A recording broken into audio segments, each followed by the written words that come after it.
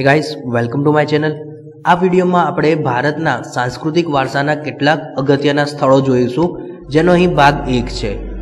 એક રિક્વેસ્ટ છે કે હજુ સુધી જો આપે ચેનલને સબસ્ક્રાઇબ ન કરી હોય તો સૌપ્રથમ એને સબસ્ક્રાઇબ કરી લેજો અને બાજુમાં દેખાતું બેલ આઇકોન હોય એના ઉપર ક્લિક કરી લેજો, જેથી જ્યારે પણ હું આ ટાઈપના નવા વિડિયો અપલોડ કરું કે તરત જ એની નોટિફિકેશન મળી જાય। एक अगत्यनी सूचना है कि आपणे आ चेनल पर सायंस है, कॉम्प्यूटर है, बंधारण है, पंचायती राज है, ओके, जाहिर वहीवट है, आ सिवाय अन्य घणा बधा विडियोज अपलोड करेला है। जो आप ये जोवानुं चूकी गया होय तो अमारी चेनलनी प्लेलिस्ट में जईने जोई शको छो। तो विडियोनी शरूआत करीए। हूँ छुं प्रतीक प्रजापति। सौ प्रथम बात करीशुं आपणे दुनियानी 7 अजायबीमांनी एक अजायबी एटले आपणो ताजमहल। ओके, आ विडियो में आपणे ताजमहलना स्थापत्य कलानो परिचय मेळववानो छे। तो बात करिए ताजमहलना स्थापत्य कलाना परिचयथी। तो ताजमहलनी बांधवानी शरूआत ए शाहजहांए करावी हती। ओके, ईसवीसन 1630 में एमनी जे पत्नी होय छे मुमताज ए अवसान पामे छे। ओके, अने एमनी यादमां शाहजहांए पोते आ भव्य ताजमहलनुं निर्माण करावडावे छे। आ जे ताजमहल छे ए उत्तर प्रदेशना आगरा खाते यमुना नदीनी दक्षिण किनारे बांधवामां आवेलो छे। 1631 में ताजमहलनुं जे बांधकाम होय छे ए शरू कराववामां आवे छे अने त्यारबाद छेक 1653 नी अंदर आ जे ताजमहल होय छे ए संपूर्णपणे निर्माण पामे छे। तो आम ताजमहलनुं निर्माण करता कुल 22 वर्ष जेटलो समयगाळो लागे छे। ठीक छे। त्यारबाद आगळ वात करीए के शाहजहांए भारतीय, ईरानी, अरबी, तुर्की, यूरोपियन कुशल शिल्पीओ रोकीने आज जे ताजमहल छे एનું निर्माण कराव्યું હતું। દુનિયાના અદ્વિતીય મકબરાઓમાં આની ગણના કરવામાં આવે છે। હવે એ સમયમાં તેના બાંધકામ માટે લગભગ 4.5 કરોડ જેટલો ખર્ચ થયો હતો એવું અંદાજો મારવામાં આવેલો છે। ત્યારબાદ વાત કરીએ તાજમહેલની મુખ્ય વિશેષતાઓની। તો તાજમહેલ છે એ આપણને સૌને ખ્યાલ છે એમ વિશ્વની 7 અજાયબીઓ પૈકી एक अजायबी है। ताजमहलનું निर्माण है ए संगमरमરના चबूतरा पर थयेलुं छे। ताजमहल ए उत्तर थी दक्षिण दिशा तरफ लंबचौरस आकारे विस्तरेलो छे। ठीक है। अगर आपे ताजमहल जोयो हशे तो आ विशेषताओं तो आपने ख्याल ज हशे। ताजमहलનું જે પ્રવેશ દ્વાર છે એ ખૂબ જ એટ્રેક્ટિવ બનાવવામાં આવ્યું છે। તમે જોશો તો એની જે મધ્યમમાં છે એ ઊંચો ગુમ્મટ બનાવવામાં આવ્યો છે અને એના 4 ખૂણે પણ નાના નાના ગુમ્મટો આવેલા છે। ओके, आ देखाय छे ए मध्यम में सौथी मोटो गुम्मट छे। ए ज रीते अहीं आगळना 2 गुम्मट देखाय छे। ओके, आवा ज एनी पाछळनी बाजू पण 2 सुंदर मजाना एवा गुम्मटनी रचना करेली छे। ताजमहलनुं जे प्रवेश द्वार छे ए खूब ज आकर्षक छे। ताजमहलनी मध्यमनी अंदर मुमताजनी कबर बांधवामां आवेली छे अने मुमताजनी कबरनी आजूबाजूमां खूब ज एवी सुंदर कलात्मक अष्टकोणीय जाળી एनी रचना करवामां आवेली छे।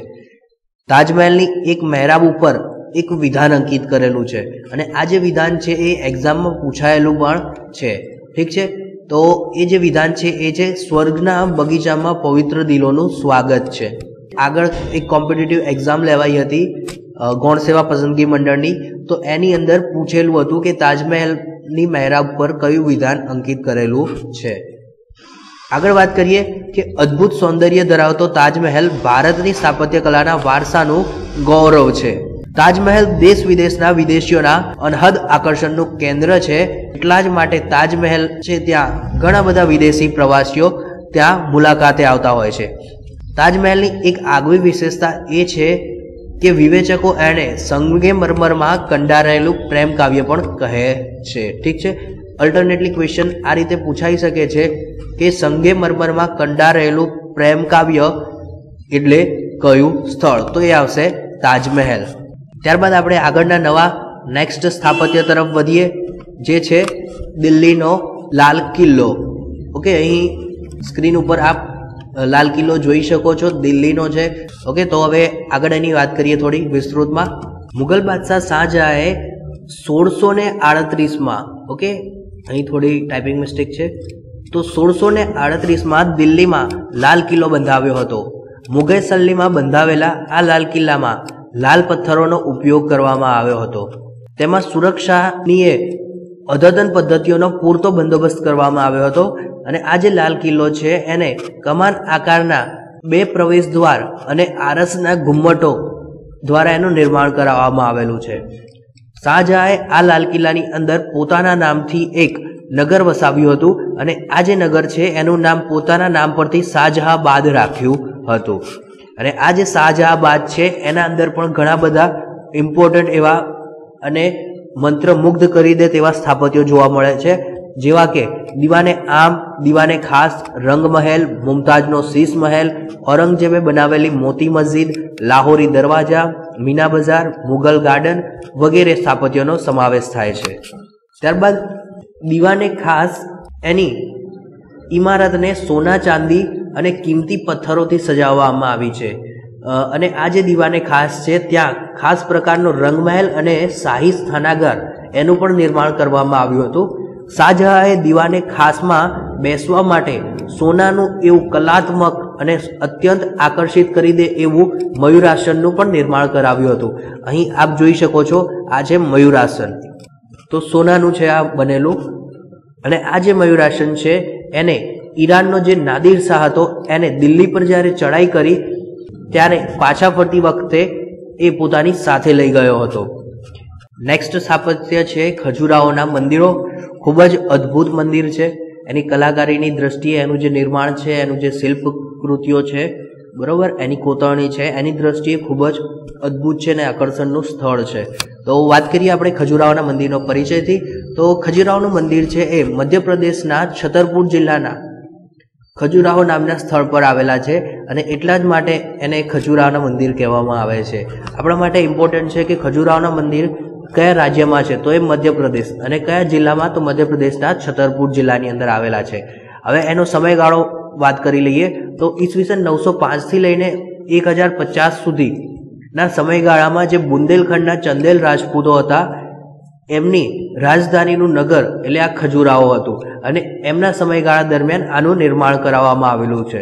ચંદેલ રાજાઓએ અહીં કુલ 80 જેટલા મંદિરોનું નિર્માણ કરાવેલું છે, પરંતુ હાલની તારીખમાં પ્રેઝન્ટમાં માત્ર ને માત્ર 25 જેટલા જ મંદિરો હયાત છે.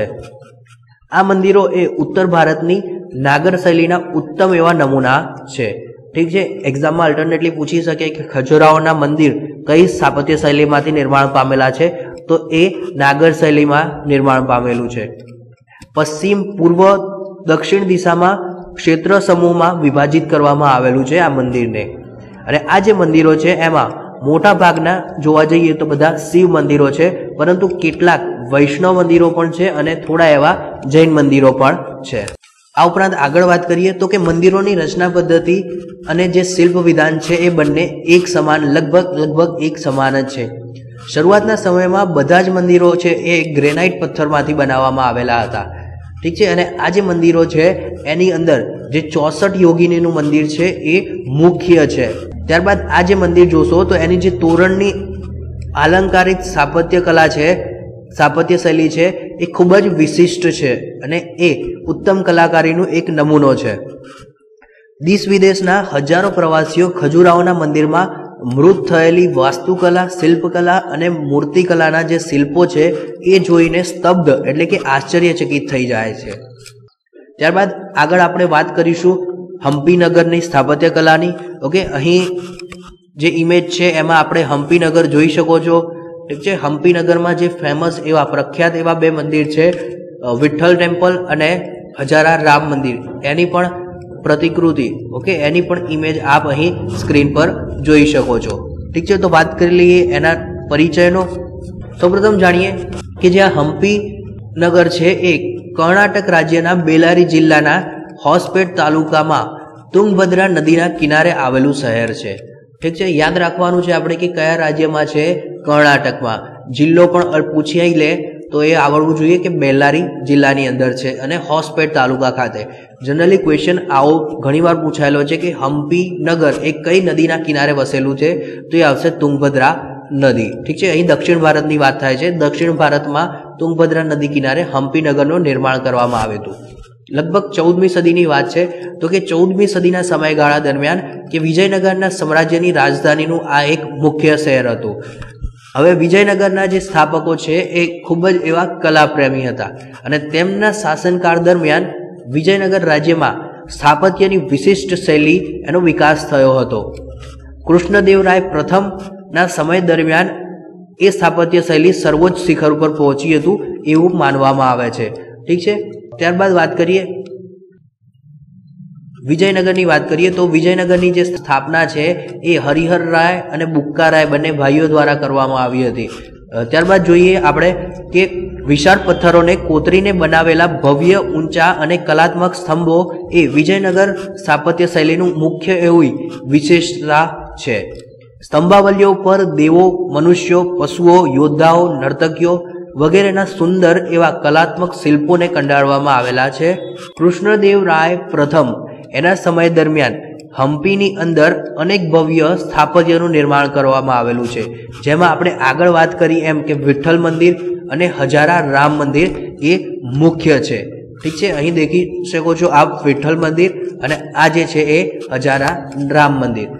એની ઇમેજ જોતા જ ખ્યાલ આવે છે કે એની જે કોતરણી છે બરોબર, એનું જે શિલ્પકામ છે એ કેટલું અદ્ભુત હશે। વિજયનગરના શાસકોએ બંધાવેલા વિરૂપાક્ષ મંદિર, શ્રી કૃષ્ણનું મંદિર, અચ્યુતરાયનું મંદિર વગેરે હમ્પીનગરની સ્થાપત્ય કલાના એક સર્વશ્રેષ્ઠ ઉદાહરણ છે। આ સિવાય પૂછી શકે કે હમ્પીનગરમાં કયા કયા મંદિરોનો સમાવેશ થાય છે, તો આપણે પહેલા વાત કરીએ એમ વિઠ્ઠલ મંદિર, રામ મંદિર છે, આ સિવાય વિરૂપાક્ષનું મંદિર છે, કૃષ્ણનું મંદિર છે અને અચ્યુતરાયનું મંદિર છે। ત્યારબાદ હવે નેક્સ્ટ સ્થાપત્ય કલા પર આગળ વધીશું તો એ છે ફતેહપુર સિકરી। ઓકે, ફતેહપુર સિકરીનો આપણે પરિચય મેળવવાનો છે। અહીં દેખી શકો છો આમ કે અહીં બુલંદ દરવાજો છે, દીવાને આમ છે, જોધાબાઈ પેલેસ ફતેહપુર સિકરી દેખાય છે। ઠીક છે, દીવાને ખાસ છે અને આ સિવાય ફેમસ એવી જામા મસ્જિદ પણ અહીં ઇમેજમાં જોઈ શકો છો। ઠીક છે, તો વાત કરીએ આ દરેક સ્થાપત્યના પરિચય વિશેની। મુગલ બાદશાહ અકબરે સૂફી સંત સલીમ ચિશ્તી એમની યાદમાં ઉત્તર પ્રદેશના આગ્રાની પશ્ચિમમાં 26 માઇલ દૂર ફતેહપુર સિકરી નામનું આ એક નવું નગર વસાવ્યું હતું। ક્વેશ્ચન પૂછાઈ શકે કે નિર્માણ કોના દ્વારા થયેલું છે, તો અકબર દ્વારા। કોની યાદમાં કર્યું હતું, તો સૂફી સંત હતા સલીમ ચિશ્તી એમની યાદની અંદર। અને કઈ જગ્યાએ છે, તો કે ઉત્તર પ્રદેશના આગ્રાથી પશ્ચિમે 26 માઇલ દૂર।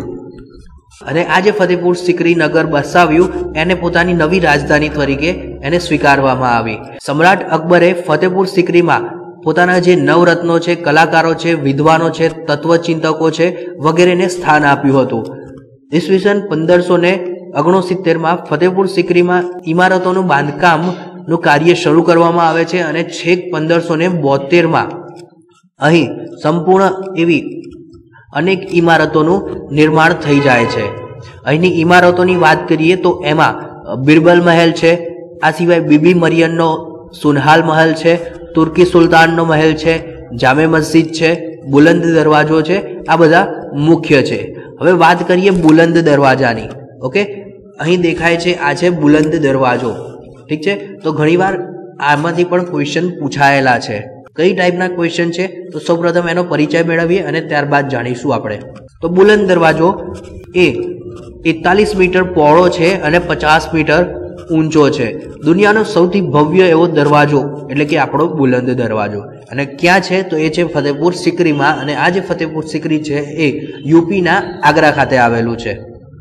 આ સિવાય અહીં અન્ય જાણીતી એવી ઇમારતો જોધાબાઈનો મહેલ, પંચમહેલ, શેખ સલીમ ચિશ્તીનો મકબરો, દીવાને આમ, દીવાને ખાસ, જ્યોતિષ મહેલ વગેરેનો સમાવેશ કરવામાં આવે છે। ઓકે, તો આ ટાઈપના અદ્ભુત એવા સ્થાપત્યો અહીં નિર્માણ પામેલા છે ફતેહપુર સિકરીમાં। ઠીક છે, ઘણા બધા ક્વેશ્ચન પૂછાય છે અને જે ક્લાસ 3ની એક્ઝામ આવે છે એમાં તો આ જે સ્થાપત્ય કલાનો એક આદો તો ક્વેશ્ચન હોય જ છે। ત્યારબાદ વાત કરી લઈએ કોણાર્કના સૂર્ય મંદિરની। ઠીક છે, અહીં આપ દેખી શકો છો આ છે કોણાર્કનું સૂર્ય મંદિર। ખૂબ જ એવું અદ્ભુત છે। કોણાર્કનું સૂર્ય મંદિર એ ઓડિશા રાજ્યમાં આવેલું છે, જગન્નાથપુરી જિલ્લાના બંગાળના અખાતના દરિયા કિનારે આવેલું છે। ઓકે, જનરલી ડાયરેક્ટ ક્વેશ્ચન પૂછાય છે કે કયા રાજ્યમાં છે કોણાર્કનું સૂર્ય મંદિર, તો એ છે ઓડિશામાં। એક સૂર્ય મંદિર આપણા ગુજરાતમાં પણ આવેલું છે, તો નીચે કોમેન્ટ બોક્સમાં આન્સર કરવાનો રહેશે કે એ જે સૂર્ય મંદિર છે કયા જિલ્લામાં આવેલું છે અને એનું નિર્માણ છે એ કોના દ્વારા કરવામાં આવ્યું હતું। ત્યારબાદ વાત કરીએ કે 13મી સદીમાં ગંગવધના રાજા નરસિંહવર્મન પ્રથમના સમયમાં આ મંદિરનું નિર્માણ કરવામાં આવ્યું હતું। અને આ જે મંદિર છે એ કાળા પથ્થરોનું બનેલું હોવાથી એને કાળા પેંગોળા તરીકે પણ ઓળખવામાં આવે છે।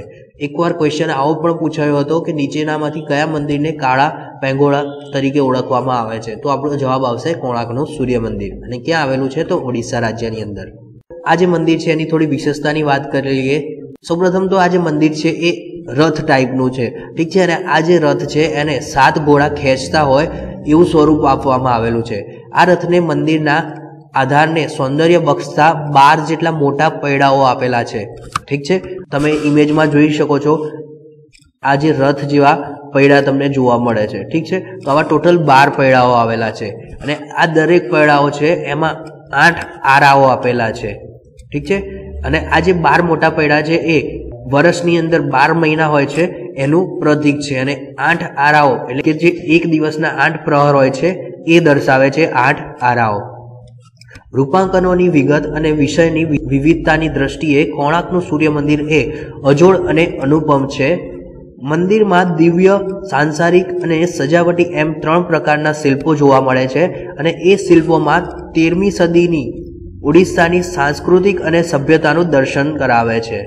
શિલ્પકલાની દ્રષ્ટિએ વિશિષ્ટ સ્થાન ધરાવતું કોણાર્કનું સૂર્ય મંદિર પ્રવાસીઓ માટે ખૂબ જ એવું અદ્ભુત અને આકર્ષણનું કેન્દ્ર બન્યું છે, ઠીક છે. તો આ હતા આજના દિવસ પૂરતા કેટલાક અગત્યના સ્થાપત્યો કે જેની અંદરથી અવારનવાર ક્વેશ્ચન પૂછાય જ છે.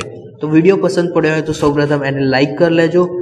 તમારા બીજા મિત્રોને આનો લાભ મળે એ માટે આને વોટ્સઅપ અથવા તો ફેસબુકનું જે પણ સ્ટડી રિલેટેડ ગ્રુપ હોય એની અંદર શેર કરી લેજો.